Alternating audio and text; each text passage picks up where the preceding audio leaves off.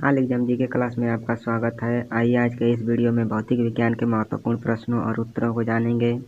तो शुरू करते हैं आज का यह पहला क्वेश्चन। पीसा की झुकी हुई मीनार क्यों नहीं गिरती है? तो ये पीसा की झुकी हुई मीनार गुरुत्वाकर्षण के कारण नहीं गिरती है। दूसरा प्रश्न है, ब्लैक होल के सिद्धांत को किसने प्रतिपादित किया था? तो ब्लैक होल के सिद्धांत को एस चंद्रशेखर ने प्रतिपादित किया था। तीसरा प्रश्न है, सोनार अधिकांशतः कहाँ प्रयोग में लाया जाता है? तो ये नौसंचालकों द्वारा। चौथा प्रश्न है, CFI का पूर्ण रूप क्या है? तो इसका पूर्ण रूप है कॉम्पैक्ट फ्लोरिसेंट लैंप। अगला प्रश्न है, सूर्य अस्त होते समय लाल क्यों दिखाई देता है? तो ये दिखाई देता है प्रकीर्णन के कारण। अगला प्रश्न है, आइंस्टाइन को नोबेल पुरस्कार किस लिए दिया गया था? तो ये दिया गया था प्रकाश वैद्युत प्रभाव।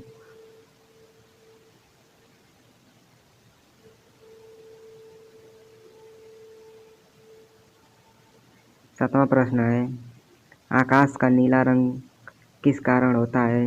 तो ये होता है प्रकाश का प्रकीर्णन के कारण। अगला प्रश्न है, आकाशगंगा किस रंग में वर्गीकृत की गई है? तो ये की गई है सर्पाकार गैलेक्सी के आकार का। नौवां प्रश्न है, एक कृत्रिम उपग्रह में विद्युत ऊर्जा का स्रोत होता है, ते होता है सौर सेल। 10वां प्रश्न है, कार में दृश्यावलोकन के लिए किस प्रकार के शीशे का प्रयोग किया जाता है? तो उत्तल दर्पण का प्रयोग किया जाता है। अगला प्रश्न है 11वां, किसी पिंड का भार कहाँ सर्वाधिक होता है? तो ये होता है ध्रुवों पर।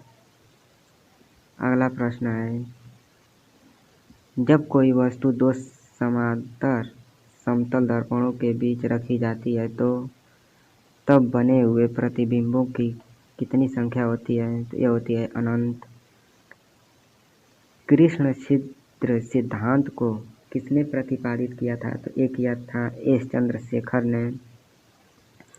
14वां प्रश्न है, ट्यूबलाइट व्यय ऊर्जा का लगभग कितने भाग प्रकाश में परिवर्तित होता है? तो ये होता है 60 से 70% भाग। अगला प्रश्न है, खतरे के संकेतों के लिए लाल प्रकाश क्यों प्रयोग किया जाता है? तो ये किया जाता है इसका प्रकीर्णन सबसे कम होने के कारण। अगला प्रश्न है 16वां, धूप से बचने के लिए छाते में रंग संयोजन किस प्रकार उचित है? ऊपर सफ़ेद नीचे काला। 17वां प्रश्न है, पृथ्वी के गुरुत्वाकर्षण का कितना भाग चंद्रमा के गुरुत्वाकर्षण के सबसे नज़दीक है? तो यह 1/6। 18वां प्रश्न है, किस सिद्धांत पर ऑप्टिकल फाइबर कार्य करता है? तो ये कार्य करता है पूर्ण आंतरिक परावर्तन पर। 19वां प्रश्न है, तापमापियों में से किस पायरोमीटर कहा जाता है? तो ये कहा जाता तापमापियों में विकिरण तापमापी को पायरोमीटर कहा जाता है। 20वां प्रश्न है, तेल जल के तल पर क्यों फैल जाता है? तेल का तल तनाव पानी से कम होता है इसलिए। 21वां प्रश्न है, दीर्घ रेडियो तरंगें पृथ्वी की किस तरंग से परावर्तित होती हैं? तो ये होती हैं आयतन मंडल में। 22वां प्रश्न है, दूरबीन का आविष्कार किसने किया था? तो ये किया था गैलीलियो ने। 23वां प्रश्न है, ध्वनि तरंगें कहाँ नहीं चल सकती? तो ये निर्वात में नहीं चल सकती। 24वां प्रश्न है, नाभिकीय रिएक्टर और परमाणु बम में क्या अंतर है? तो इसमें अंतर है, नाभिकीय रिएक्टर में श्रृंखला का अभिक्रियान्वयन नियंत्रित होता है। 25वां प्रश्न है, निकट दृष्टि दोष मायोपिया वाला व्यक्ति कौन सी वस्तु को स्पष्ट रूप से देख सकता है? तो ये देख सकता है नज़दीक स्थित वस्तु को। 26वां प्रश्न है, हवाई जहाज से यात्रा करते समय पेन से स्याही क्यों निकल जाने लगती है? तो वायु दाब में कमी के कारण। 27वां प्रश्न है, प्राश्रव्य ध्वनियाँ की आवृत्ति कितनी होती है? तो ये होती है 20,000 हर्ट्ज से अधिक। अगला प्रश्न है, पायरोमीटर नापने के लिए किसका प्रयोग में लाया जाता है? तो ये उच्च तापमान को मापने में प्रयोग में लाया जाता है। 29वां प्रश्न है, प्रकाश का रंग किससे निर्धारित होता है? तो ये निर्धारित होता है तरंगदैर्ध्य से। 30वां प्रश्न है, प्रेशर कुकर में भोजन कम समय में क्यों तैयार हो जाता है? तो ये तैयार हो जाता है जल का क्वथनांक बढ़ जाता है, इसलिए जल्द बन जाता है। 31वां प्रश्न है, बिजली के बल्ब का तंतु किसका बना होता है? तो ये बना होता है टंगस्टन का। 32वां प्रश्न है, बॉक्साइट किसका अयस्क है? तो ये अयस्क है एल्युमिनियम का। अगला प्रश्न है, मिट्टी के घड़े में किस क्रिया के कारण जल ठंडा रहता है? तो ये ठंडा रहता है वाष्पीकरण के कारण।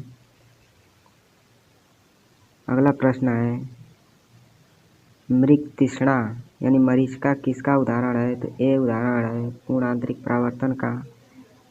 मरीचिका का क्या कारण है? प्रकाश का पूर्ण आंतरिक परावर्तन। रक्त दाब नापने वाले यंत्र का क्या नाम है? तो इसका नाम है स्फिनोमैनोमीटर। अगला प्रश्न है 37वां, रडार किसके उपयोग में आता है? तो ये रेडियो तरंगों द्वारा वस्तुओं की स्थिति ज्ञात करने में। 38वां प्रश्न है, रडार का प्रयोग क्यों किया जाता है? तो इसका प्रयोग किया जाता है रेडियो तरंगों द्वारा वस्तुओं की उपस्थिति तथा अवस्थिति ज्ञात करने के लिए।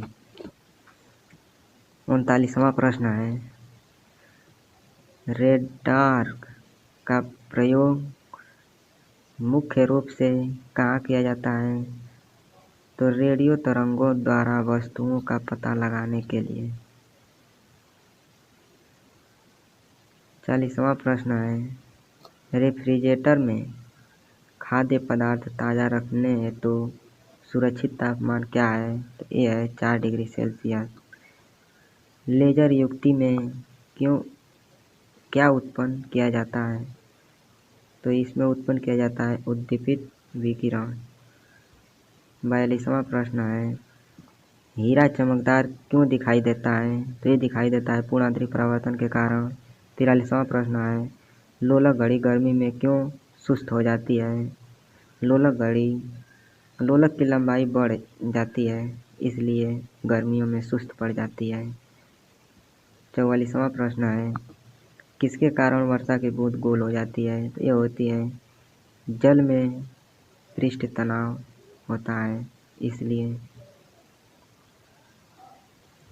45वां प्रश्न है, वायु की गति किसके द्वारा मापी जाती है? तो ये मापी जाती है एनेमोमीटर के द्वारा। 46वां प्रश्न है, वायुमंडल की अपेक्षित आर्द्रता किससे मापी जाती है? तो ये मापी जाती है हाइड्रोमीटर द्वारा।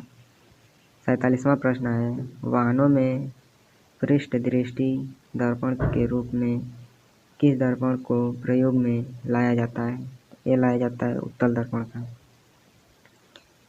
38वां प्रश्न है, विद्युत बल्ब किस तंतु से बना होता है? तो ये बना होता है टंगस्टन से। साबुन के बुलबुले के अंदर का दाब कितना होता है? ये होता है वायुमंडलीय दाब से अधिक। अगला प्रश्न है, सूर्य की ऊर्जा किसके द्वारा उत्पन्न होती है? नाभिकीय संलयन द्वारा। यदि वीडियो पसंद आया हो तो चैनल को सब्सक्राइब करें, यह बिल्कुल फ्री है। फिर मिलेंगे अगले वीडियो में। जय हिंद, जय भारत।